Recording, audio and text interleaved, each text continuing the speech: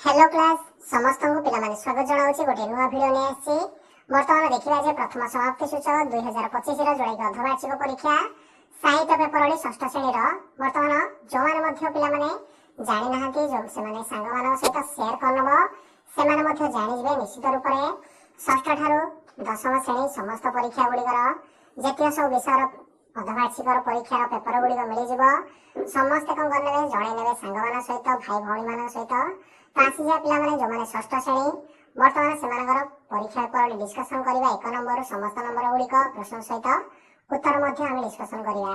तो पिला साहित्य पेपर तुम बर्तमान देखा 1 नंबर रु आशा कर जो मैंने नुआ अच्छा से सब्सक्राइब प्रथम करने पीडीएफ ने चाहूले टेलीग्राम चैनल मिल समस्त डिस्क्रिप्शन में लिंक दी देखी नब। तो आसी जा पिला प्रश्न कौन देखा 1 नंबर प्रश्न को आसी 1 नंबर प्रश्न कही तले प्रश्न गुड़िकर उत्तर लिखा गोटे गोटे 2 मार्क लाखे 10टी प्रश्न कवितार पिला माने जशोदांकर मातृस्नेह किपरि फुटी उठी। ख नंबर प्रश्न भारतीय सभ्यतार परिवर्तन जोगु वन प्रदेश किपरि बदली जाइछि। ग नंबर आसला गांधीजी लेखक को कौन कहिथिले। घ नंबर होछि अमेरिकार लोक माने कौन पई अधिक व्यस्त होंती बा व्यस्त।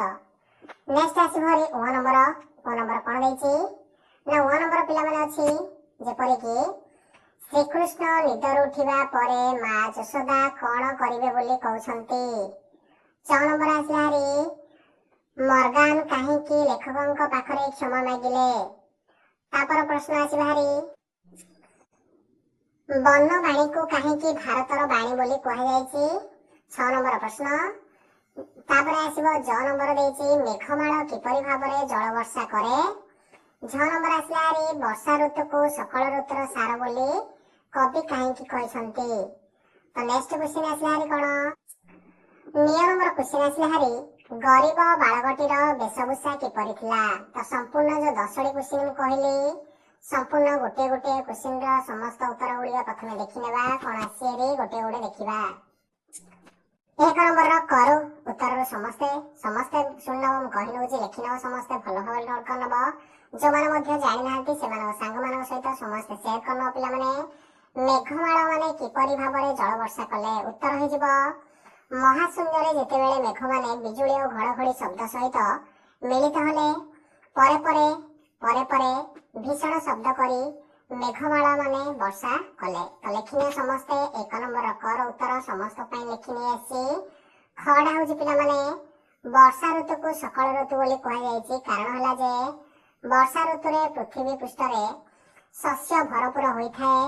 वर्षा ऋतु जलदान फल रे विभिन्न प्रकार खाद्य शस्य उत्पन्न हुए। प्राणी और उद्भिदर जगत रे जल कष्ट भाव दूर हुए तेणु वर्षा ऋतु समस्त ऋतुंकर सार बोली बा श्रेष्ठ बोली कहा जायछि। तो लिखि नब पिला माने ख नंबर उत्तर मध्य कहिनेली। परवर्ती आसीबा ग नंबर उत्तर कोन देछि श्रीकृष्ण निदरु उठिबा परे मां यशोदा झरी रे रखिथिबा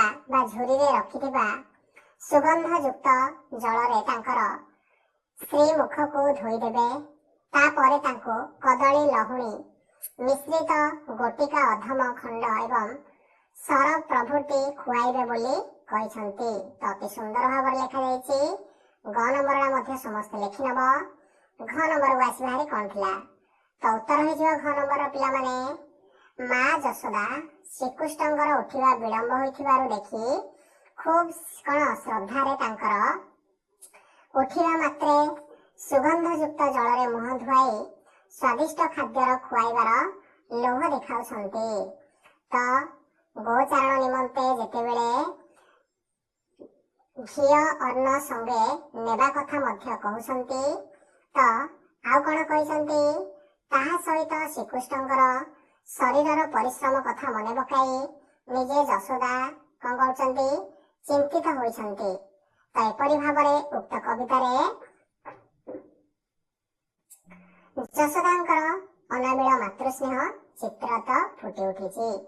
तो देखिबा प्रश्न गुड़ी कही नहीं एवं उत्तर समस्त को कही नौ पिला माने। तो समस्ते मन रखि नब ଯେତିକ ସବୁ 2 ମାର୍କିଆ ପ୍ରଶ୍ନ ଏବେ ଉତ୍ତର ମଧ୍ୟ ଆମେ ଦେଖୁଛନ୍ତି। ଓ ନମ୍ବରକୁ ଆସିବା ହେରି ପିଲାମାନେ କଣ ଦେଇଛି? ଭାରତର ସଭ୍ୟତା ବିଷୟରେ ପଚାରିଥିଲା, ଉତ୍ତର ହୋଇଯିବ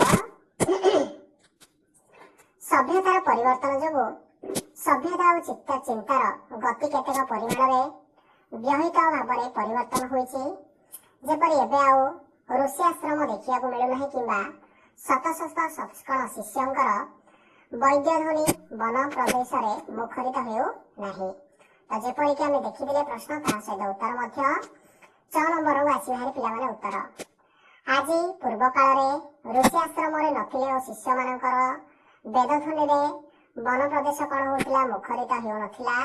ମଧ୍ୟ ସେହି ସହସ୍ର ବର୍ଷ ପୂର୍ବେ କଣ ହେଇଥିଲା ନା ସ୍ମୃତି ଏବଂ ମଧ୍ୟ ଭାରତୀୟ ମାନଙ୍କର ମନରୁ ଲୋପ ପାଇଯାଇଛି ବା ପାଇଯାଇ ନାହିଁ, ଏବେ ମଧ୍ୟ ଅଛି ସେଟା।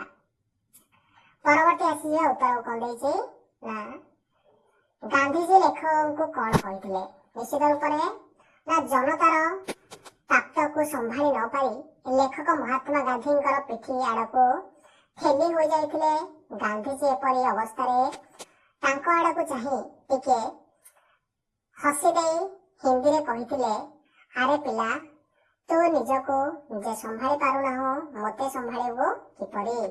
ତ ଅତି ସୁନ୍ଦର ଭାବରେ ଲେଖାଯାଇଛି, ସମସ୍ତଙ୍କ ପାଇଁ ନେଇ ଆସି ପିଲାମାନେ ଲେଖିନବ। ଯୋଉମାନେ ଜାଣିନାହାନ୍ତି ମଧ୍ୟ ସାଙ୍ଗମାନଙ୍କ ସହିତ ସେୟାର କରିନବ। ସମସ୍ତ ସବଜେକ୍ଟ ଗୁଡ଼ିକର ଆସିଯିବ ଗୋଟିଏ ଗୁଡିଏ ସମସ୍ତଙ୍କ ପାଇଁ। ପ୍ରଥମ ଯୋଉ ସମାପ୍ତି ସୂଚକ ତୁମର ଅଛି, ପ୍ରଶ୍ନ ସହିତ ଉତ୍ତର ଆସିଯିବ। ନିଶ୍ଚିତ ରୂପରେ ଚ୍ୟାନେଲରେ ଯୋଡ଼ି ହେଇକି ରହିଯିବ ସମସ୍ତେ। 6 ନମ୍ବରକୁ ଆସିବା ହେରି ପିଲାମାନେ ଉତ୍ତର ଦେଖିନେବା କଣ ଆସି ହେରି? ଗରିବ ଲୋକଟିର ଛିଣ୍ଡା ଲୁଗା ଖଣ୍ଡେ ପିନ୍ଧିଥିଲେ ଏବଂ କଣ ଦେଇଛି ନା ନା ମଇଳା ମଇଳା ବୋକୁଡ଼ାଟିଏ ହାତରେ ଧରିଥିଲେ। ତାର ବର୍ଣ୍ଣ ଥିଲା ଗୋରା। ସେ ସୁସ୍ଥ ସବଳ ଥିଲା, ମାତ୍ର ବହୁଦିନ ଧରି ନ ଖାଇଥିବାରୁ ତାର ମୁହଁ ଶୁଖିଲା ହୋଇଯାଇଥିଲା। ତ ନିଶ୍ଚିତ ରୂପରେ ଏଠି ଲେଖିନେବ ସମସ୍ତେ। ପରବର୍ତ୍ତୀ ଆସିଯିବା ପ୍ରଶ୍ନର ଉତ୍ତର କଣ ଦେଇଛି ପିଲାମାନେ ନା 6 ନମ୍ବରକୁ ଆସିଯିବା। 6 ନମ୍ବର କଣ ଦେଇଥିଲା? ମର୍ଗାନ କାହିଁକି ଲେଖକଙ୍କ ପାଖରେ କ୍ଷମା ମାଗିଲେ?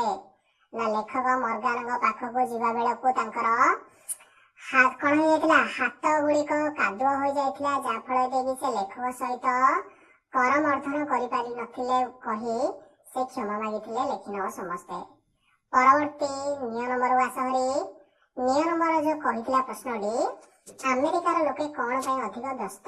ନିଶ୍ଚିତ ରୂପରେ ଅନ୍ତର୍ଜାତୀୟ ଭାବରେ ବିନିମୟ ଲାଗି ଆମେରିକାର ମାନେ ବା ଆମେରିକୀୟ ମାନେ ଖୁବ ବ୍ୟସ୍ତ।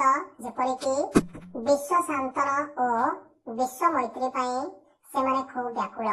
ସେମାନଙ୍କର ସେଥିପ୍ରତି ପ୍ରତ୍ୟେକ କଣ ହେଇଛି ସହ ଅନ୍ତର୍ଜାତୀୟ ଅନୁଷ୍ଠାନ ଗୁଡିକ ଦେଖିବାକୁ ମିଳିଥାଏ। ତ ଏଇଟା ଥିଲା 2 ମାର୍କିଆ ସମ୍ପୂର୍ଣ୍ଣ ରୂପେ 10ଟି କ୍ୱେଶ୍ଚିନ୍। ଆଶା କରୁଛି ଯୋଉମାନେ ଲେଖିନ ଭଲ ଲେଖିନବ। ବର୍ତ୍ତମାନ PDF ଟି ମିଳିଯିବ ଏଇଟା ସମସ୍ତଙ୍କ ପାଇଁ ଟେଲିଗ୍ରାମରେ। ଯୋଉମାନେ ଲେଖିନାହାନ୍ତି ସମସ୍ତେ ଆଉଥରେ ପୁଣି ନହେଲେ ଲେଖିନେବ। ତ ସମସ୍ତ 6 ରୁ 10ମର ସମସ୍ତ ପ୍ରକାର ପ୍ରଥମ ସମାପ୍ତି ସୂଚକ ପରୀକ୍ଷା ଆସିବ। ସମସ୍ତ ଅର୍ଦ୍ଧବାର୍ଷିକ ଗୁଡିକର ମିଳିଯିବ ପିଲାମାନେ। NMS NRTS ର ବହି ଗୁଡିକର ହେଲେ ମିଳିଯିବ କ୍ୱେଶ୍ଚିନ୍ ସହିତ ଉତ୍ତର। ତ ସେଇଠି ସମସ୍ତେ ଚ୍ୟାନେଲକୁ ଯିବ, ସମସ୍ତେ ଦେଖିନେବ, ସମସ୍ତ ପ୍ରକାର ଭିଡିଓ ଗୁଡିକ ମିଳିଯିବ। ତ ଆସିଯିବ ପିଲାମାନେ, ସମସ୍ତଙ୍କୁ ଧନ୍ୟବାଦ।